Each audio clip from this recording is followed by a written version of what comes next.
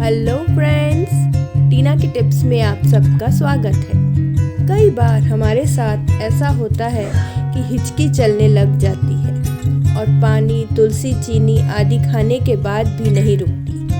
लगातार हिचकी चलने से हम परेशान हो जाते हैं। तो आज मैं आपको हिचकी रोकने के अचूक उपाय बताती हूँ। 4 छोटी हरी इलायची कूटकर आधा लीटर पानी में डालकर उबालें और जब पानी आधा रह जाए तो इस पानी को छानकर गुनगुना पी लें। हिचकी शीघ्र बंद हो जाएगी। ताजे अदरक के छोटे छोटे टुकड़े करें और उसे चूसें। पुरानी एवं नई तथा लगातार उठने वाली हिचकियाँ बंद हो जाती हैं। Thank you.